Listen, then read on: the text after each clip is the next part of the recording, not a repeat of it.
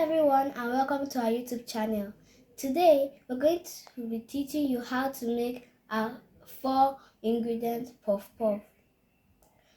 For this recipe, you're going to be needing flour, sugar, yeast and water. So you add all the dry ingredients together and mix them with your hands. After mixing it with your hands, add a little water and mix them again. Cover it and put it someplace warm for it to double the size. After it rises, then you can fry and enjoy.